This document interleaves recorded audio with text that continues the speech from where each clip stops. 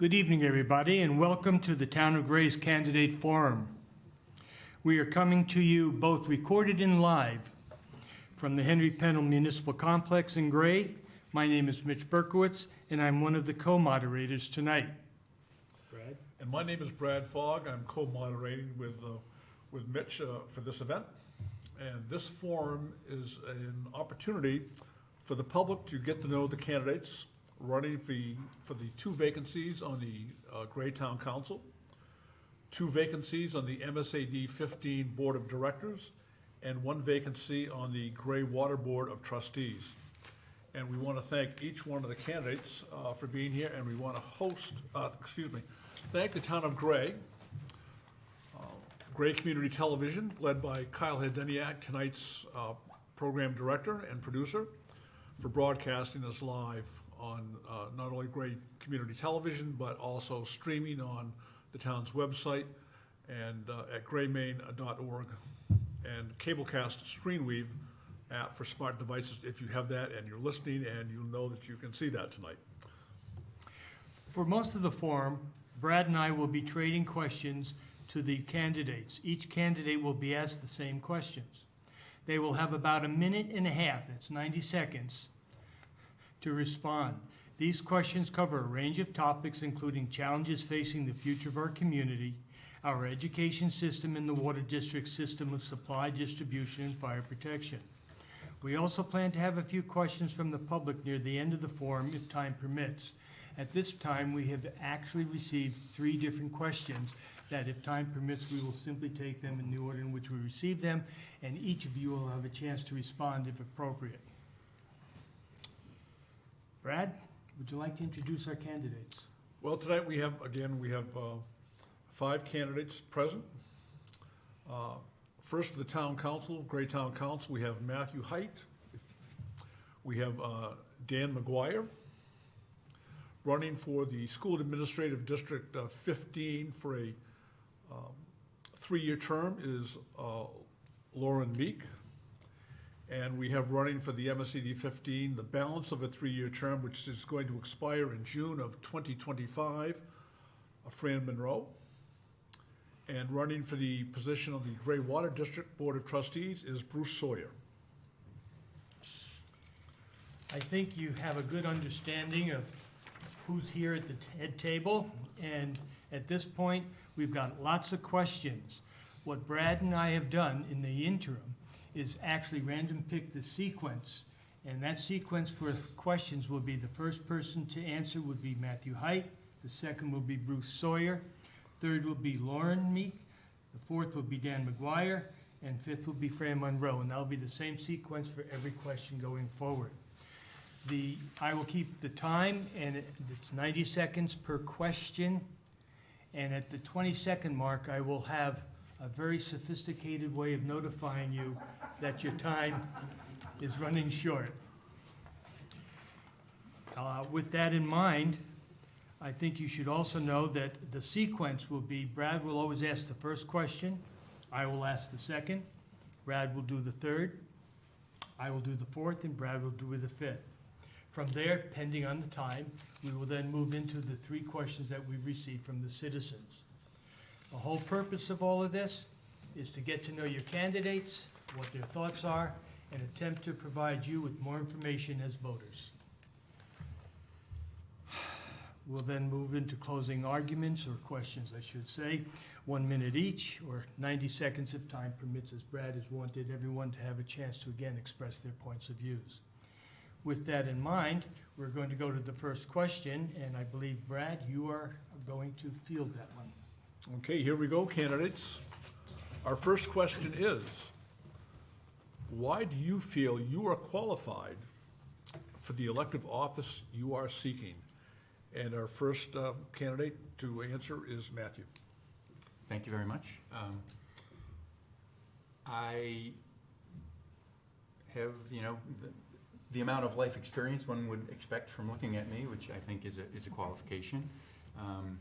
But also, I have been a city councilor in Biddeford. I lived in Biddeford from 1981 until 2020, when I moved to Gray.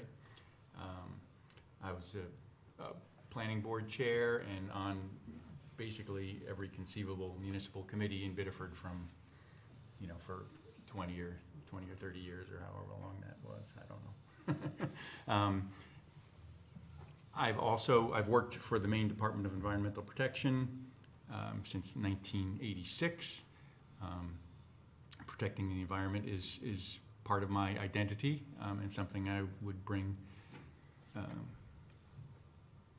the Gray City Council, or hope to bring to the Gray City Council. Not that it's absent now, but I am a father of 2 adult children. I'm a policy, I guess I'm a policy wonk in a sense. I'm a policy development specialist right now for the DEP, and served on the policy committee in Biddeford. So public policy is an area that I have some expertise. Thank you. Thank you. Now, Bruce, you're our next candidate, and if you'd put the microphone down and speak into that, we'd be happy. Okay, good. Well, I would say my best qualification is the fact that I've been fortunate enough to be reelected, I think, a few times over the last 40 years. And I have a good working knowledge of the water district, the system, the limitations, the strengths of the system that we have currently. And I think the town is blessed with a very good water district and employees, as well as the infrastructure. So my experience over the years, I think, is the best qualification for myself. Thank you. And again, a reminder, Matt is running for the town council, and Bruce is running for the Gray Water District. Hold on, sir. For a purpose of disclosure, you need to know that I work with Bruce as a trustee to the Water District, but my appearance tonight in no way, shape, or form allows me to influence the outcome of the discussions tonight or the votes that are taking place. I guess I would add a disclaimer that I'm here speaking for myself and not related to my work. Okay, thank you. Our next candidate speaking is Laura Meek, and she's running for MSAD 15. Hi. So why I believe that I'm qualified for this office. So I'm a committed member of this community. I have 2 high school kids that are very involved in academics, sports, and arts. And with my children, when they were littler, I used to volunteer leading a Girl Scout troop for 7 years. I coached middle school Destination Imagination team for 3 years. I've also had experience serving on the Fiddlehead Art and Science Center, the nonprofit side. Was a board of director there, as well as I've served on the planning board for the town that we lived in before moving to Gray. Professionally, I'm a civil engineer, and I manage some of the largest transportation projects that are in the state. I also lead a wonderful group of engineers. So I feel that I understand large budgets. I also understand how to be physically responsible, as well as how to attract and retain quality staff. That's definitely an issue through every industry at this point. So in that, I have a personal and professional investment in supporting our school system and helping them succeed with their mission. Thank you. Dan, running for town council? I feel qualified for the position for a number of reasons. I served on the school board for 6 years, about 20 years ago. I've served on a couple of different town committees over the years. The last one was what became the Ordinance Advisory Committee, which the council formed to help them create new ordinances. And I've been on this town council for the last 6 years, so this would be my 3rd term. I've lived in town for 35 years. My kids grew up here. I feel like I have a good sense of the place. And I think my experience and the way that I work with people is an asset to the job. I firmly believe no one really knows where good ideas come from. And they come from people basically having an opportunity to express themselves and to throw out their thoughts. And I can think of a bunch of examples of that, but I think that's the kind of atmosphere that I help foster, and I think it's the kind of atmosphere that we will need to solve some of the bigger issues that confront the town. Thank you. And Fran for MSAD 15. Yeah, hi. Good evening. I've been a 50-year resident of Gray. I have 2 adult children and 3 adult grandchildren. The last one just graduated UMO last week. Most people in town will call me an activist, someone who cares about what's going on in our town and schools. My friends think I'm crazy about getting involved when I should be doing other things with my life. However, they do understand my outrage with the Commissioner of State of Maine Education, Pender Macon, who recently stated academic learning is going to take a backseat to social and emotional learning. This statement is contrary to Title 20A Education, Section 6209, that states departments must establish accountability for English language, mathematics, science, technology, etc. Nothing in this section mentions taking a back seat. Quite the contrary. I'm looking forward for the opportunity to help make changes in our system that will ensure that our students have a life and career readiness. In my closing statement, I will give an example of how we have failed. So I am qualified to be on the school because of my years of active citizenship. I have been very involved throughout my time here in Maine, in Gray, serving on various committees and projects. So my career is in finance, and I believe the strongest contribution will be my common sense. Thank you very much. And with our next question, Mr. Berkowitz. Thank you. The question that everyone will be facing now is, tell us more of your experience when issues and decisions became deadlocked, and how did you reach solution? We'll start off with Matthew. I should also mention, I guess, under qualifications part is I'm also a member of the Resiliency Committee here in Gray.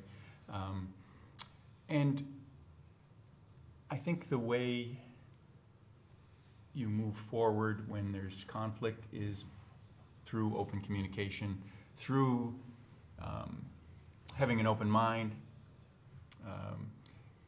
knowing how little you know is always something I'm always surprised by. And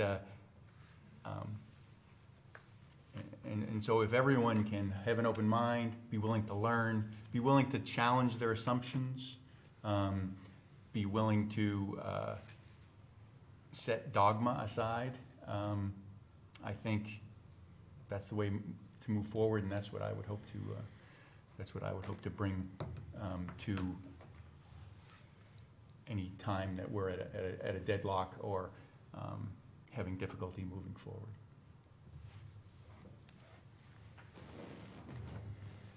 Next up, Bruce, same question, please. So I think first, it's important to make sure you always have an odd number of people at the meeting so that you can't have a tie.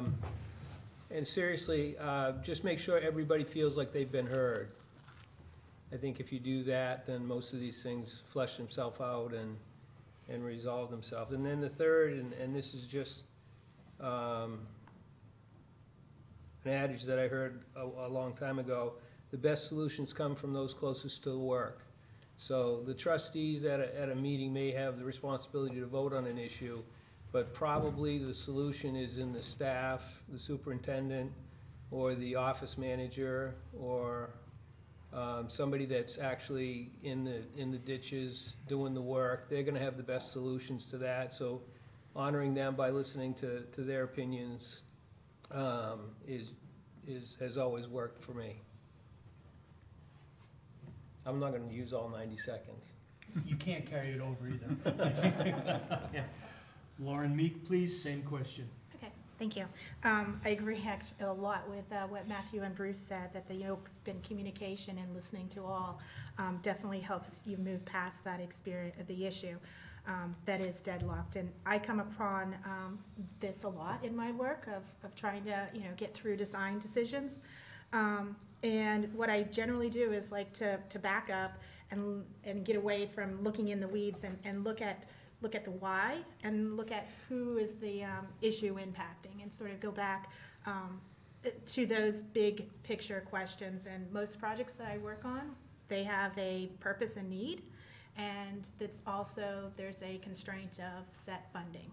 So, and generally, we can't get everything that we want, so there has to be compromises and sort of looking at it as what are the must-haves versus the wants, and sort of, put that in perspective to what the purpose and need is.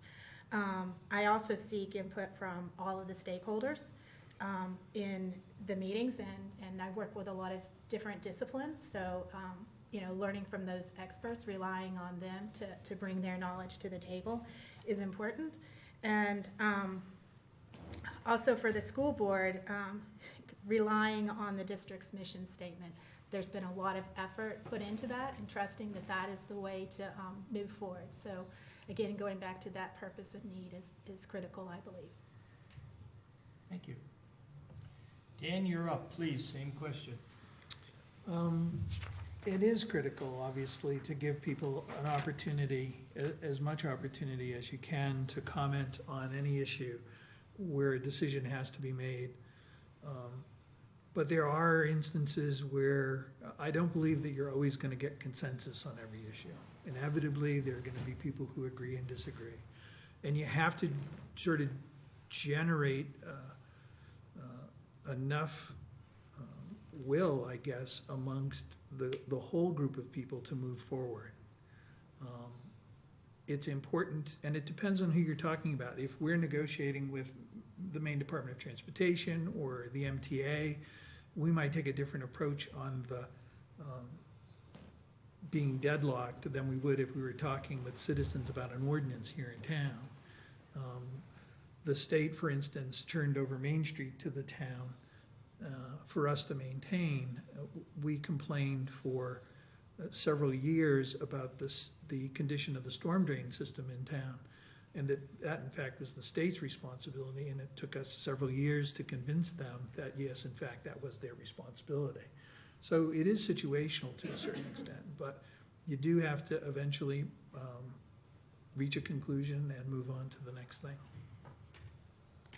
Thank you, Dan. Fran, please, same question.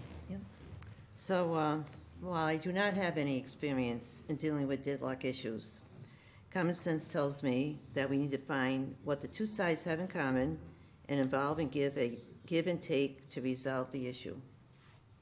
That's it. You sure? Very short. Okay. If you would, sir. Thank you. Now, our next question addresses you being elected into your individual office. So when I make reference to a public office, it's either as you're running for the school, MSAD 15, the Water District Board, or the Town Council. Now, in your opinion, what are the three most pressing issues facing you in the public office that you're choosing to fill over the next 3 to 5 years? And what solutions do you have to address those issues? And we're going to start with Matthew. I guess I would suggest that for future forums, maybe you could make it randomized so that the same person didn't have to go every time. But that's, sorry, I took up my time to say that. But so I believe that the most pressing issue facing the planet and the country and Gray is the climate crisis. I think that is an umbrella under which we should be acting and not, at least not making it worse, preparing where we can for what appears to be happening to the climate. So I think that's top. And then under that umbrella, we have, of course, the issue of the local economy.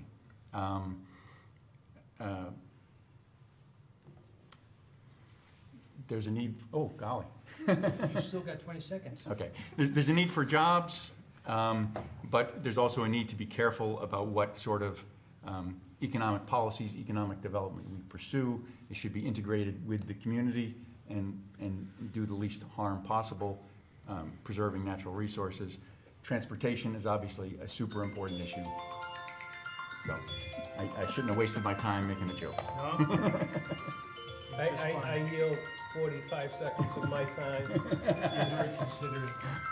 Now, if I can figure out how to turn this off, I'd be all set. Yeah, that's my time. Okay. Sorry. Just shut the lever on the side. Okay. Next up will be Bruce Sawyer. All right. Seriously, do you need more time?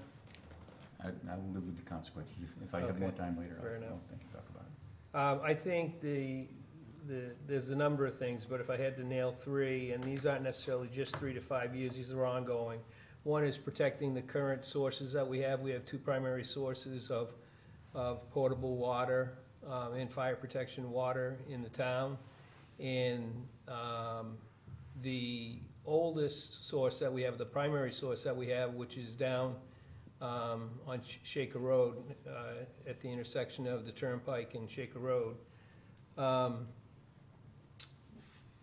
So protecting those sources as much as humanly possible, and, you know, at this point, we're fortunate that we don't have to treat the water with anything. Occasionally, we have to chlorinate, but other than that, we have a little sodium silicate that goes into the system. And other than that, it's pristine water. So we're blessed and fortunate to have that source, and we need to protect it. Secondly, would be updating and renewing some infrastructure. The water district was started in, 1929, and we have some old pipes, some deteriorating pipe in different areas, and that needs to be upgraded and replaced, and that's just an ongoing thing. And I will say, the superintendent has a plan for all of that, and we'll just be there helping him execute that plan. I apologize. What'd you hit? The timer. Okay, Thank you, Bruce. I'm learning. Lauren? There's a little bar at the top. So the three top issues, the first thing that comes to mind is labor shortage, and, you know, as I said before, it's impacting every sector of our economy. And I personally, you know, deal with it on a daily basis myself, that attracting and retaining the quality of staff, so they can have the resources to do their jobs. So with the school district, focus on retaining the great teachers that we do have. The second one would be the budget challenges, which are always going to be there. And I think that the district does a good job of advocating for what the schools need, while trying to be also physically responsible. So supporting that effort, you know, is what I want to do. And then the third thing is ensuring that all the schools feel welcoming and safe for all the families in the district. So. Thank you. Dan? I think in the background behind everything the council does, the most important thing to keep in mind is just a constant effort to diversify the tax base in town. As expenses grow, as new mandates get handed down from the state or the federal government, that costs money. And I think trying to grow the tax base and not just on residential taxpayers is in the background of everything.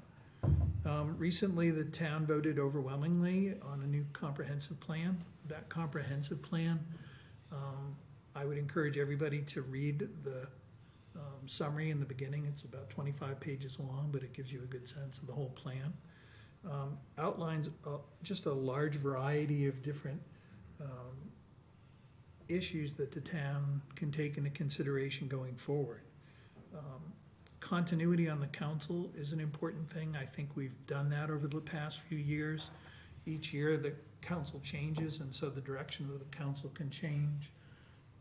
But it's important, in order to get things like Yarmouth Road done, in order to get things like Main Street done, those are projects that have to happen over a 5 or 10-year period. And we've got to have some continuity of focus if we're going to accomplish that. Thank you. Fran? So I have 3 pressing issues, although there are more, and the ones that I've indicated were the low test scores, growing property taxes and controlling the budget, and graduating students without skills needed to function in society. How can students who enter K reading at 75% level graduate at 69% level? Both percentages are lower than the prior year. Same as with the math students. The K1 level is at 80%. However, when they graduate, they're at 71%, a drop. Again, this number is less than the prior year. We seem to be going backwards. We need to look closely at our curriculum and fix the gaps. We need to control our spending. Everything cannot be brand new and shiny.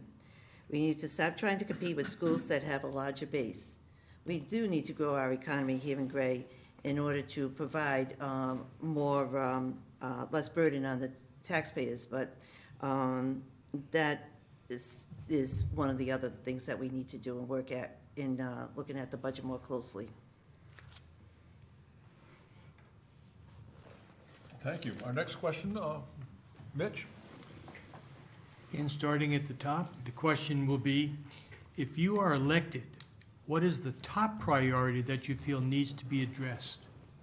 And we'll start off with Matthew. Thank you. So I guess I'm gonna take this in reverse order because I sort of said what my top priority was last time. I think I'm struck. I don't know what I can do about this, but I'm struck that we're all here unopposed, as far as I know. That seems like a crisis of democracy to me, that there's no choice for voters, and I don't know what I can do about that, but that seems like a big priority for a country that purports or aspires to be a democracy. And, you know, I think that the level of discourse, the level of courtesy and welcomingness to people can help affect that. But I think that's really important.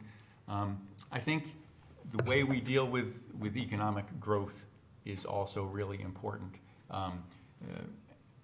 I don't know, you know, what the current state of the real estate market is, but it seems like there's a potential for lots of housing development to be going through, and I think we need a more balanced economic growth plan than just that.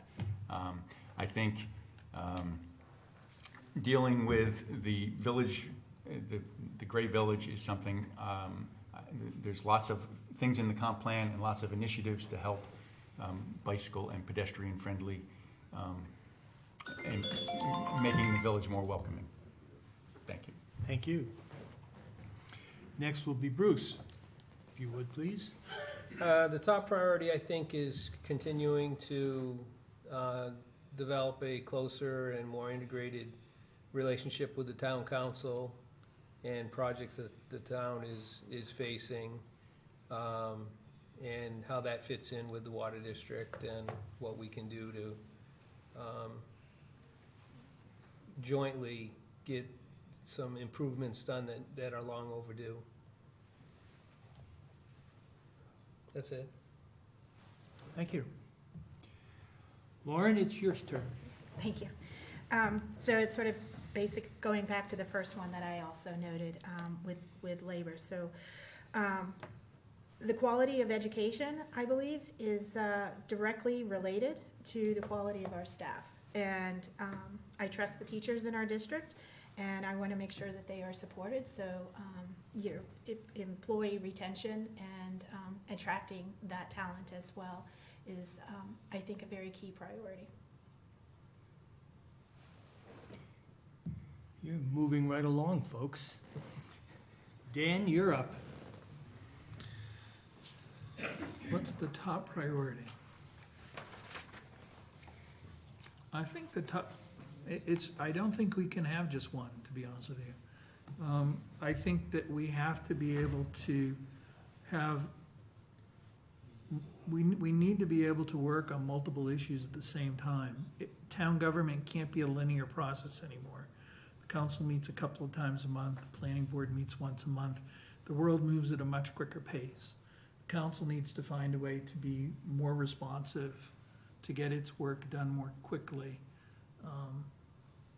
but also open up the process even more than it currently is to attract people to come in and to get involved in the process, especially earlier on.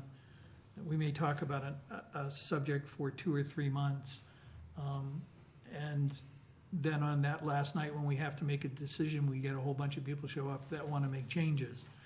That's a good thing that we get that input, but it's at the wrong point in the process. So encouraging people to come out quicker, sooner in the process, trying to open as many lines of communication as we can. We all miss the fact that we no longer have a local paper. That makes it difficult, but I think it's making the town government more responsive to the people in town. Thank you, sir. And Fran, if you would, please. Thank you. The top priority, I believe, is the exclusion of parents from participating in their children's education. Examples of writing policies that clearly excludes parents from being informed of what's going on with their children. The recent transgender and gender expansive policy clearly states this. Navigating through the school's website is another challenge. Information is very difficult to find in my experience. Putting unreasonable time constraints on time allotted for public to speak at school board meetings discourage parents from coming forward. I also think that this periodical, the Greater New Gloucester Community Update, is a very good tool in keeping the taxpayers informed of what's going on in the schools. So I think that more openness is definitely needed for involvement. Thank you. Sir, if you would, please.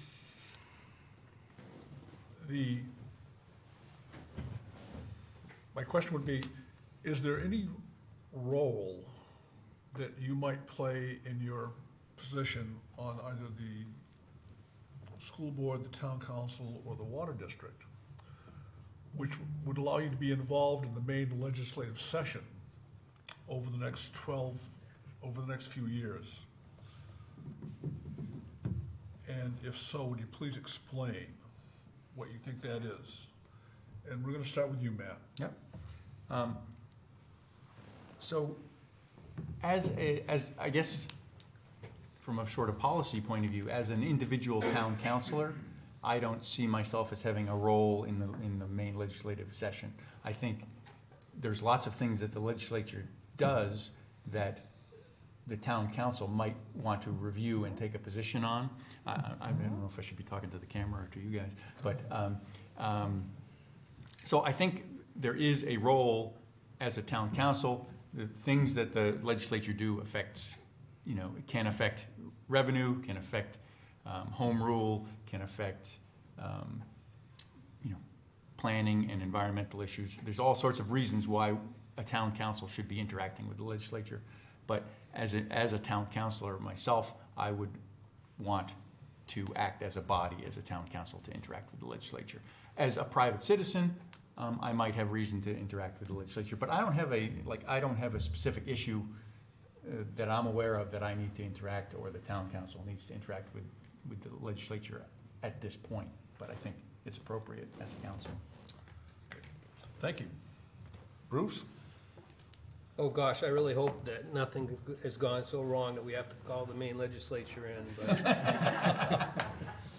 but in all seriousness, with the issue of PFAS, that could be a reason that we would need to get involved with the main legislature, or as that comes down the road a little bit further and we know more what the testing requirements are gonna be, we might wanna have some engagement there. But generally speaking, we're pretty good as far as not needing to involve the main legislature, so. Thank you, sir. You're welcome. Thank you. Lauren? So my answer is simple. No, I don't anticipate being involved with the state legislature. was quick. I know. Dan? Yes, there's definitely a role for the council to be involved with the state legislature. And as a counselor, I have no authority whatsoever. In order to do anything or to move anything forward, for the council to move anything forward, any one counselor has to find at least two other counselors who agree with them.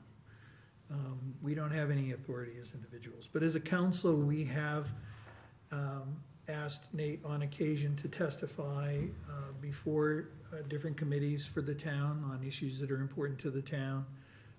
We have asked Nate, Nate is a member of the legislative committee of the Maine Municipal Association, which the town is a member of. And there are issues that the state does regularly, it seems these days, that affect the town. The new accessory dwelling unit law that's gone into effect is a good one. We're supposed to have an ordinance on the book by July, but the rules haven't been written for all of the law yet. And it seems to be something the legislature's doing more and more. They did it with cannabis. It's been years now, and they still haven't finished writing all the rules for cannabis. ADUs, the accessory dwelling units, is one that's just gonna continue. We have had our representatives in to speak to the council to give us some feedback. So yeah, there's definitely a role there. Thank you, Dan. Fran? Yeah, so absolutely, there's a need for MSAD to be involved in the Maine legislature. Sometimes it may seem daunting with the number of bills that are introduced each year, especially on the education side. But if we don't know what's going on in Augusta, we eventually will lose our hometown rule and independence in determining what is best for our students. If you don't believe me, just look at what's happening on our town side with LD 2003. Eventually, the state will determine our local zoning, and the comprehensive plan will be thrown out the window. I believe local control of education is at stake. I would recommend that the SAD would try to form another committee, form a committee that would be keep abreast of what's happening regarding education of students and how they're going to negatively or positively impact our district. We really got to keep control of local issues locally. Thank you. Thank you. Thank you.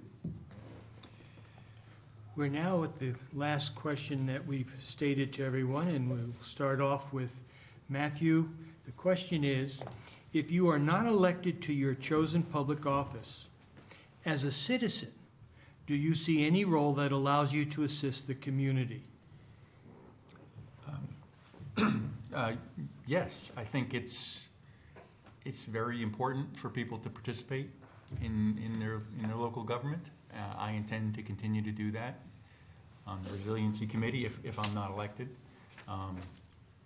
and probably other things. I mean, you can't get rid of me that easily.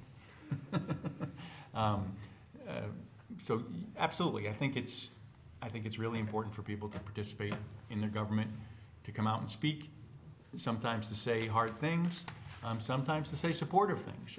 You don't know. In my experience, it's usually only when I'm mad that I come out and speak, but there's, that's a mistake. If there's good things going on too. And if people are saying and doing things you agree with, I think it's important to support them. So, yes, I intend to continue my involvement in municipal government if I'm not elected. Thank you. Bruce, can you offer your thoughts on that? Sure. Definitely, if I weren't reelected to the water district, there are plenty of other things to do to volunteer and be involved in. I sit on a couple of other boards in the town already, and I would have to negotiate with my wife if I were gonna take on anything else, but, and I would lose that negotiation, by the way. But yeah, I mean, we're very rooted in the community, so we'd be doing something. Thank you. Lauren, we're asking you the same question, please. Yes. So the answer is yes, that I will continue the volunteering that I have been doing in the school district here, as well as other districts. I'm very active in a lot of trade associations through engineering and supporting high school students as well as college students in STEM. So yes, I will continue doing that. Thank you. Dan, how would you approach that?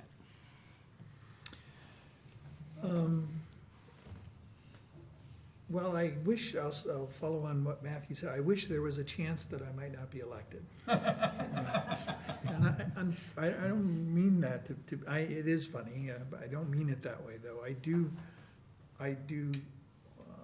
genuinely believe that we are our government, and if we don't do it, there isn't anybody else that's going to. A contested election is always brings out more issues and generates more conversation, which is a good thing. There's lots of town committees that need help, that don't have as many members as they could use, so I'm sure that I would find a way to stay involved. Thank you. And Fran, please, if you would. Well, I guess I'd be doing the same thing I've been doing for the last 50 years, which most people know that, I am a watchdog in the town, and with town and school politics, and, dealing with budgets and speaking out when, on things that just don't seem right. I'm not shy and vocal, and I think it's important to be part of that process as well, from the other side. And as citizens, we need to commit to our town and have concern about where it's going and how we can stay here and live here, especially for retired citizens. If the taxes keep on going up, people who are long-term citizens like myself be forced out of the community. And that's not what the goal should be for any town. Yarmouth has experienced that. Cumberland, we don't need to consider, we should prepare ourselves not to have that happen here in Gray. Thank you. Well, folks, you've gone through the basic 6 that we had set up, and you've done very well. We have received a total of 3 email questions. We're going to take them strictly in the order that we received them, and we will follow the same order going through for the answers. We have not had a chance to fully digest the questions, so you're getting them as fresh as we are. And you'll have the same amount of time for each of those questions to respond. We'll start off with Matthew, and the first question is, if elected, how would you describe your style of analytically reviewing the biweekly meeting documents and then voicing your opinions on the documents at town council or school board meetings or board of trustees for the water district, in this case? Excuse me, can I have that question again? What was that word you used? If elected, Yeah, how would you describe your style style. of analytically reviewing the biweekly meeting documents and then voicing your opinions about those documents at your appropriate board? Okay. Please. Are these questions anonymous, or did the people identify themselves? I don't need to know, but. They did identify themselves. What is the group's fare? Would you like us to identify the name of the person who sent it in or not? I think it Yeah. makes sense to give them credit for sending us a question. Okay, this appears to be Lacey and Tansen. Oh, she's right there. Thank you. Well, I guess, I hope my style is an analytical one. I would want to look at the contents of the board packet analytically, and to discuss them in a constructive way with the council and to receive input from the public in a constructive way. I like to thoroughly look through those documents in my experience. It takes a lot of time, but it's important. And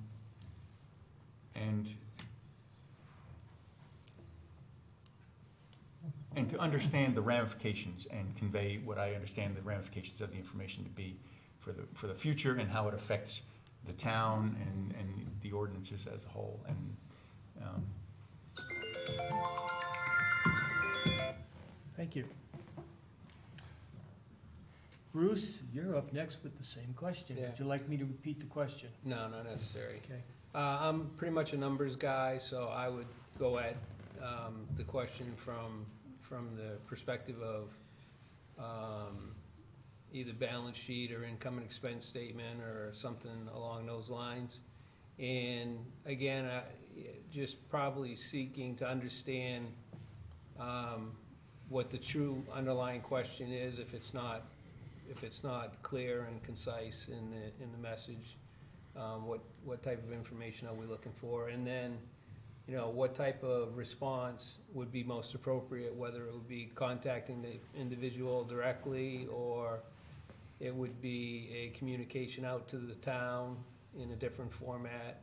So, but from the initial perspective, again, I'm a numbers guy, so that's how I would look at it. Thank you. Lauren, Meek, if you would, please. Okay, great. So I'm also a numbers person, and I also very much believe in doing my homework. And so when you do get those packets ahead of time, giving them the time that they need to understand, to digest, and also identify any of the questions, so that at that meeting I can come prepared to discuss. So I enjoy the charts and the data, definitely. Thank you. Dan, it will be your turn, if you would, please. I think to be honest with you, I'd keep doing what I've been doing. I've been on the council for 6 years.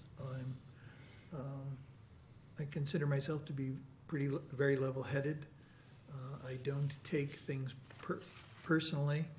I believe in trying to shed more light than heat on an issue. But when discussions become heated, I think it's important to deal with those emotions head-on. It's important that we don't shy away from things that are hard or difficult to do. And I think I will continue to think about the future. The Water District's a great example. We want to plan for the future. We want to think about the infrastructure and make sure that we have either saved the funds in place or that we have the plan in place such that we're not doing things because they break or because they're so old we can't depend on them anymore. Thank you. And Fran, if you would, please. Yes, as this evening I had prepared beforehand, looked at, did research, and to answer the questions, I probably would, and being on the school board, I would do the same type of style. I would look at the information and see what's the intent, what does it hope to accomplish, if there's cost affected, what is the cost of whatever the issue may be, and do my research so that I'm prepared to be able to have a discussion that would, be making sense. Thank you. Our next question also submitted by Lacey. In this world, over the last 2.5 or 3 years of digital media, Zoom meetings, you name it, meetings where people didn't have to be there and necessarily in person, would you be able to attend in person most of, if not all, of the required budget meetings held in the winter or spring for either Town Council, MSAD 15, or any budget meetings that the Water District may have? And as usual, we will start with Matthew. Yeah, I would make it, a top priority to be at the meeting. I mean, if I were sick or something, but could participate remotely without infecting other people, I think that's a good thing that's come out of the pandemic. I think there are good aspects to the ability to participate remotely, but as an elected official, I would feel it would be incumbent on me to be here in person for every meeting that I could be. Thank you. Thank you. Bruce? Yeah, the short answer is yes, I'd be here for meetings as long as the state didn't prohibit us from public meetings or whatnot. But I think a good example, over the course of the last 2 or 3 years, we've had a number of Zoom meetings from the water district and had links so that the community could chime in or link in if they wanted to. And that was pretty effective, but I would much rather sit in front of somebody than sit in front of a screen talking to somebody. Thank you. Lauren? Okay, so yes, that would be my answer, that I would make every effort to attend in person. I work in a hybrid world with a lot of my team members, but I prefer the in-person. Dan? Yes, I have in the past, would continue in the future. It's especially important when there are people who come to speak to the council, because it is a much more personal connection to people than via Zoom. So I think it's sort of doubly important in those instances. And I'll use a little bit of my time to just say my previous comment about the water district, using them as an example of infrastructure that needs to be replaced, wasn't a criticism. Actually, the council, I think, and the water district have done good work together over the last couple of years. The council used a significant amount of ARPA money to help the water district with some of the projects that are planned. So I think we have a good relationship, but it is just one of those very concrete, if you will, infrastructure issues that the town has to deal with. Thank you. Fran? Yeah, I pretty much agree with everybody. I mean, I think it's just as important to be present, be able to talk face-to-face. You seem to resolve things a lot easier than if you're talking to the screen. I know at work, we have Zoom meetings, and it's just not the same. And even in my personal, groups that I belong to, we'll do Zoom meetings because nobody wants to go out at night, but as an elected official, that should be only in an emergency situation that we meet by Zoom. Otherwise, business should be conducted in person. Thank you. Mitch with our next question. Next question is there a particular project or policy change that you would like to see accomplished during your term of office? And this one was sent in by Mark Grover. We'll start out with the same sequence. Matthew, you're on the top.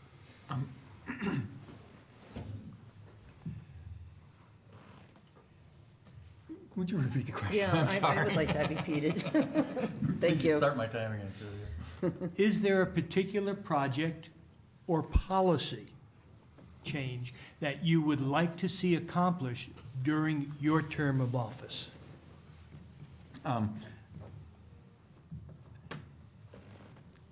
Something that comes to mind is because of the discussion about the water district, and because the town has infrastructure or assets also, and this whole concept of asset management, I don't know to what degree the town has incorporated it into their budget, but I think the idea of asset management is really important to get a global view of what your assets are, make decisions about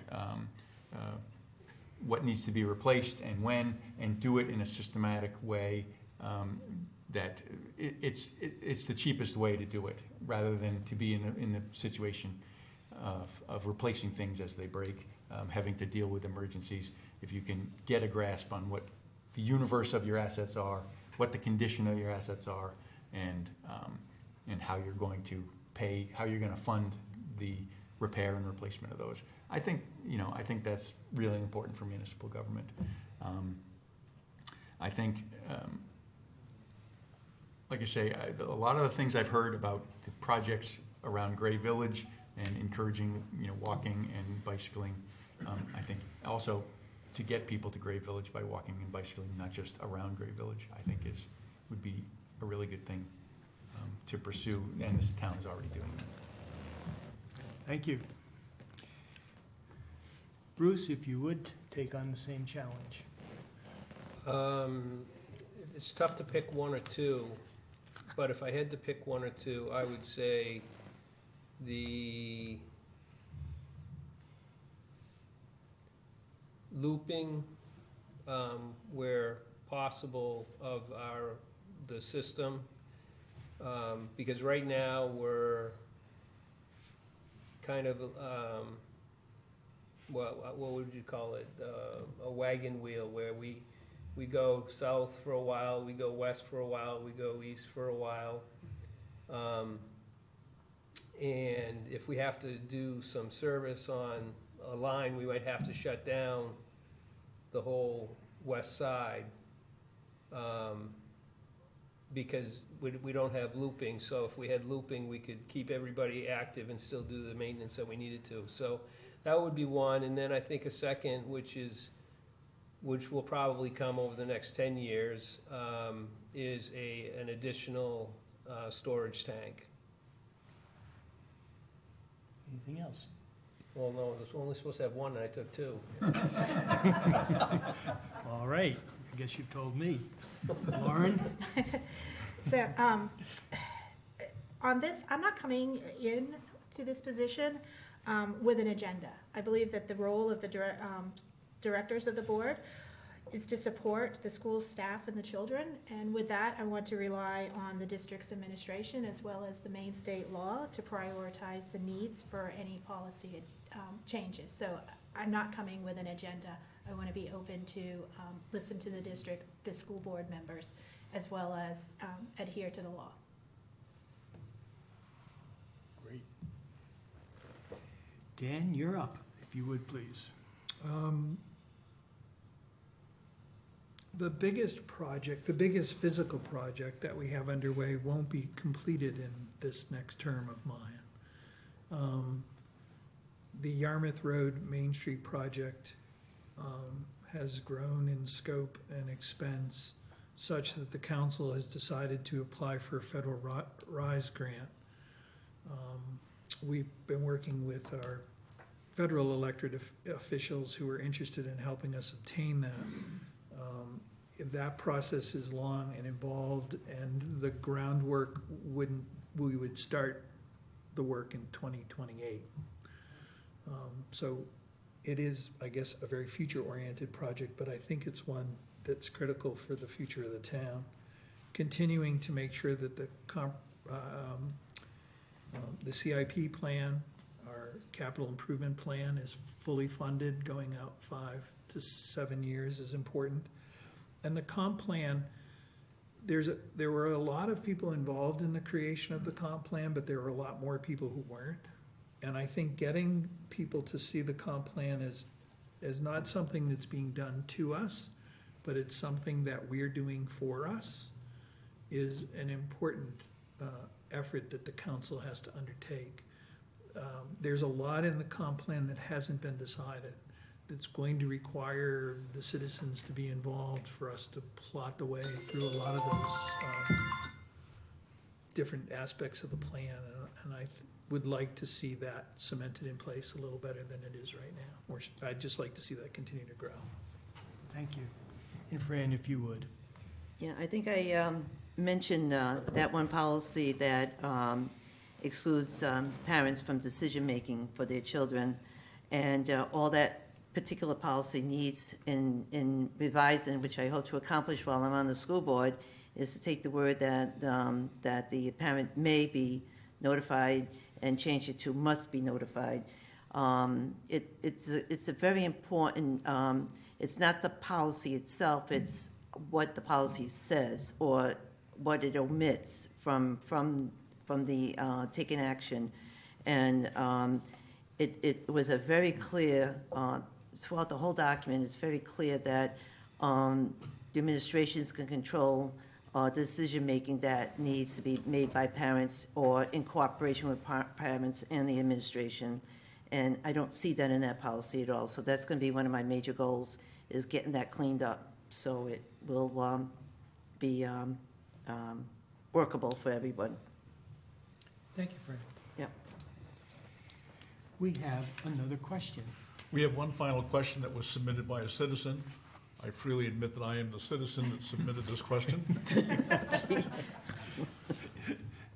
The Midwinter MSAD 15 newsletter made reference to a high absentee rate in the schools, in some cases as high as 33%.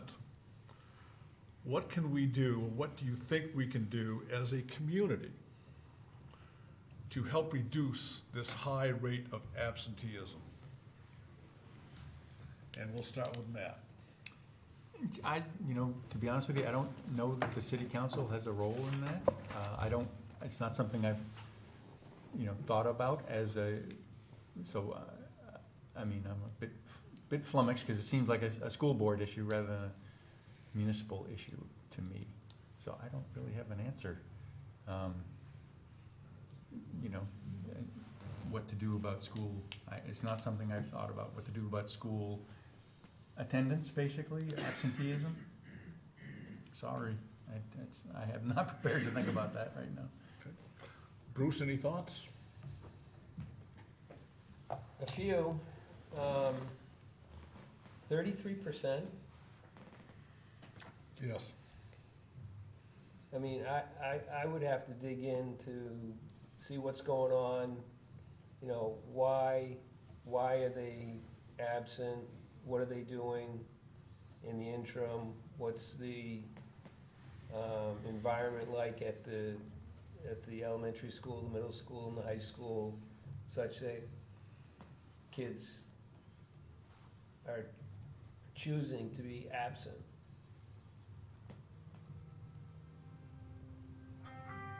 Thank you. Lauren? Is it me?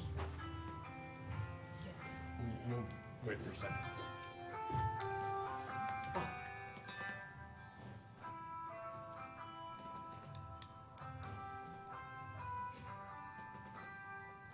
I need help. Shoot. Okay, thank you. I hope I It was reminding me to take my water. Time up. Shoot. Okay. I left my phone in my car. Smart. Okay, Lauren? This is a school issue, definitely, and I remember being shocked about how high that is. My kids, I've got one child who just, does not want to miss a day of school at all, and the other tries not to. So seeing that percentage is shocking. But I think it also, stems from, make sure that there's a culture of engagement as well as a welcoming environment in the school, and relying on the superintendent to drive that culture. But also to rely on the administration to, what the research that they can provide is, in this trend. Is it happening in adjacent towns? Is it directly related to coming out of a pandemic? So to really understand more behind what's driving it, before acting upon it. Thank you. Dan?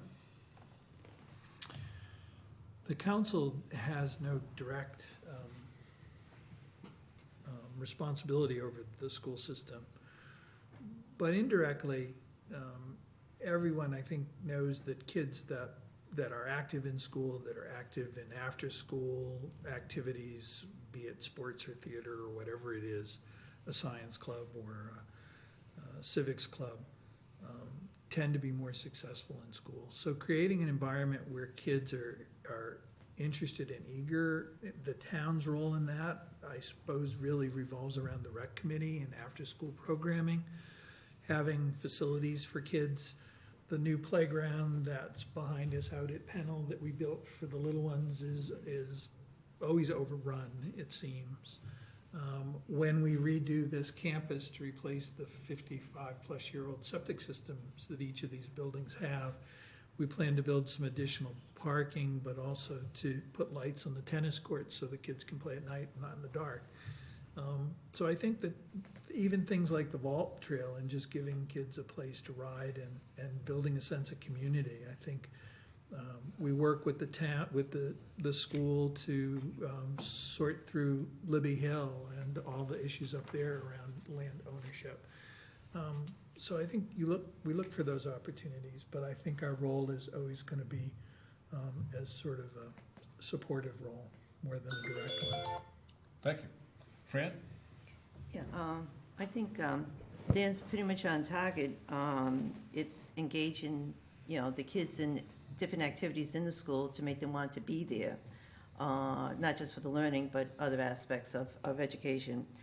I think that the school board's responsibility in a case like this would be to get the information from the superintendent as to what is part of the reason for the absenteeism. Could it be that because we didn't have enough bus drivers this year? Was it because they didn't have a ride to school? I mean, it could be simple as that, and the parents, just couldn't get the kids to school. I'm not saying that was the case. I'm just saying that that's an example. It's not just maybe on the kids' part. It could be on the family situation as well. Absenteeism is certainly not acceptable in the business industry. It should not be acceptable in the school environment as well. So I think a good school board would be willing to get the facts and report back to the community as what's happening so that improvements could be made, and that would try to be eliminated as much as they could. Oh, I got a flag finally. First one. Thank you very much. Now, we have no other email submitted questions or citizen submitted questions that I'm aware of. So I would like to take this opportunity to thank each one of you for being with us tonight and giving you as much opportunity as time would allow to let the people get to know you a little bit and why you're running for office and what your positions are on those certain questions. So what we would like to do now is have closing comments by each one of you. And again, Matthew, in the same order that we started, we're gonna give you 2 minutes each to make closing comments or finish up any statements you'd like to make, but the next 2 minutes are yours. Thank you very much.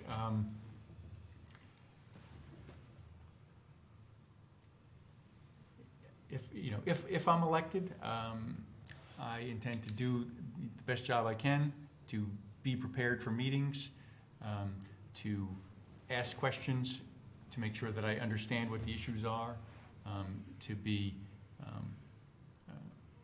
open and available for comments and for questions from the public, to make the council a welcoming place for people to come and bring their concerns.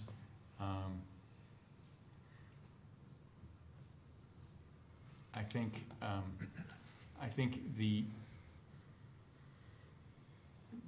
idea of remote participation we talked about, and I think to the extent that we can make that work for people that can't be here, or to facilitate people to participate from home, I'm in favor of that. But again, like I said, as an elected official, I think being here in person is important. I'm sorry I wasn't prepared to deal with the school question at all. I went first, so that's my excuse, I guess. And I had not prepared to talk about the schools at all, so I was a little flummoxed by that. But I do have a certain amount of experience, a certain amount of knowledge, and a certain amount of ability that I want to make available to the town of Gray. And as I've said, environmental protection is very important to me. I've had some opportunities to talk to some of the committees, and I think there's a lot of really good work going on in Gray, and I want to support that. And thank you very much. Thank you.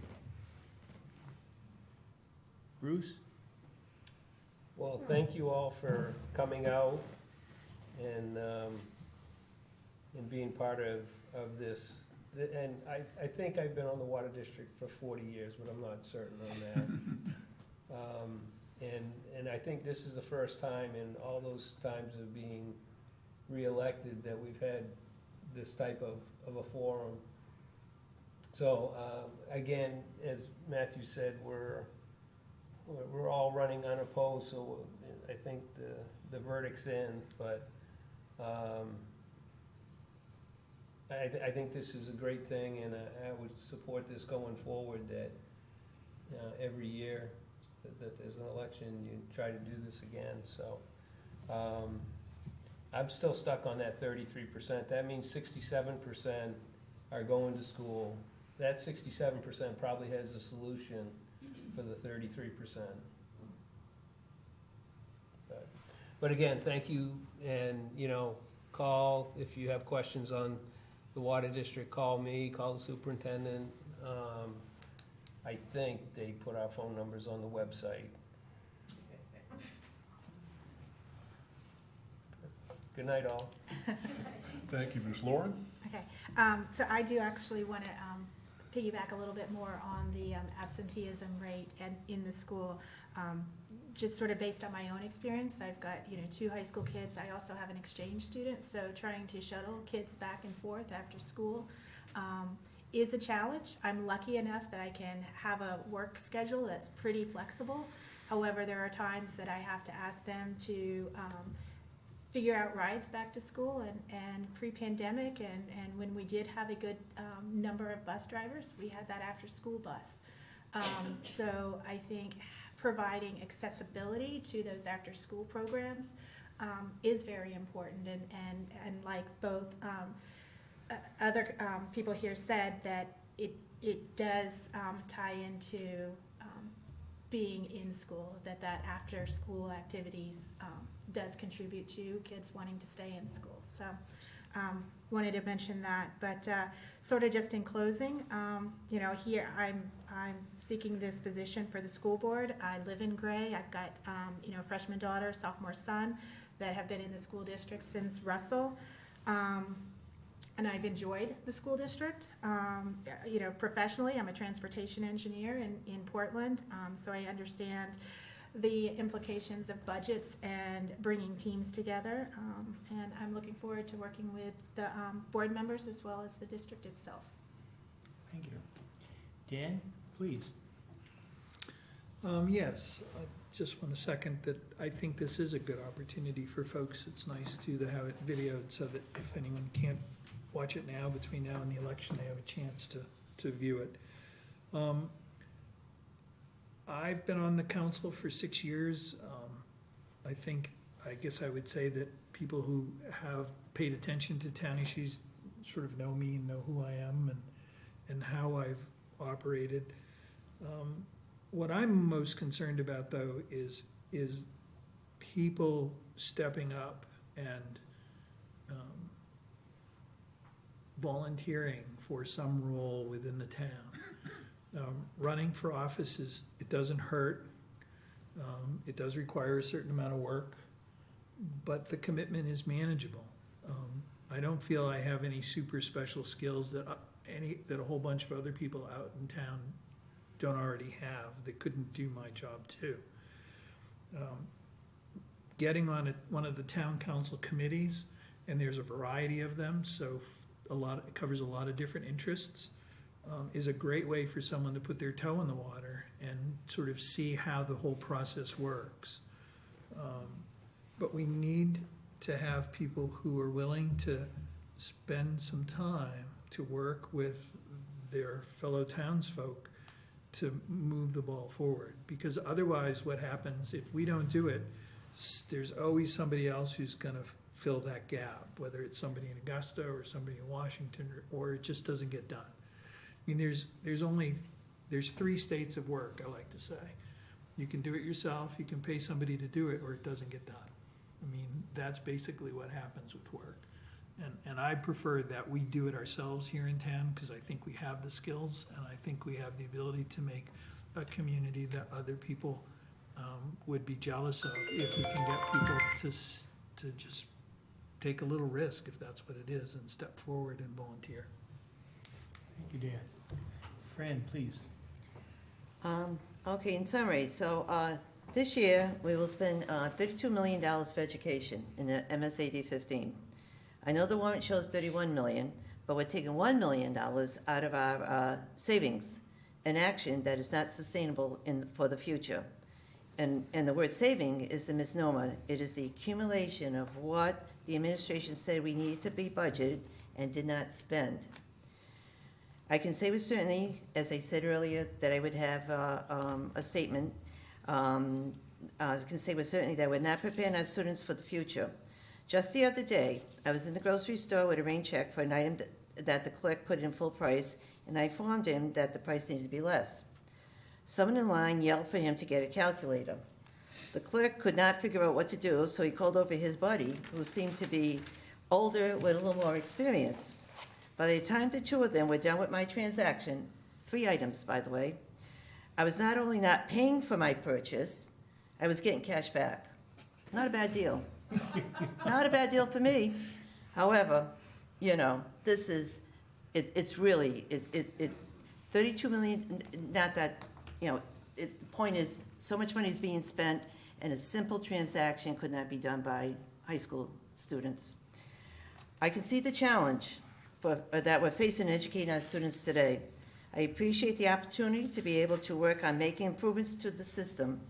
I would be thankful for your support of me in the polls on June 13th. And I do want to thank everybody for taking their time this evening to come out also. I know what it's like. So thank you so much. Thank you, Fran. Thank you. That really that concludes our questions for tonight, and I would urge people, obviously, to vote. These are the people sitting up here at this dais that will help the community change, be it through the Town Council, the MSAD 15 Board of Directors, making sure that we have good water and enough water. And there are problem solvers, if you will. There are policy makers, there are program implementers. And I once had a friend say that he was gonna write Washington about a local problem. I said, why? Washington is dead. And here are people right here that will help make those decisions and solve those problems. So I thank each and every one of you for being here tonight. Mitch? Again, we would like to thank the candidates for taking the time and the risk. We know that sometimes people get a little concerned. You're not sure what you're walking into, but this is a great way to convey the differing points of views to our public. We would like to also thank the volunteers, including our folks at Gray Channel 2, Gray TV, because they are allowing us to get it out beyond these 4 walls. And we hope that this will become an annual tradition of necessity. We also want to remind everyone that I believe absentee ballots are still available. And if not, make sure that you at least mark on your calendars June 13th, 2023, from 6 a.m. to 8 p.m. at our gymnasium next door. I believe that's where the voting is taking place. I'm not sure about that. At the Henry Pennell Complex. I'll leave it there, 24 Main Street here in Gray. To those who came out tonight in the cooler than normal weather in the spring, thank you. For those of you who'll be hearing this for the first time by replay, we thank you for taking that time, and be sure to vote. I also want to thank Brad for his assistance, as well as Kyle in the back handling the audiovisual requirements of this group. And again, to each candidate, thank you. Mitch, sorry to interrupt, the polls open at 8. 8, it is now 8 o'clock? Yeah. Thank you. But please do come out and vote.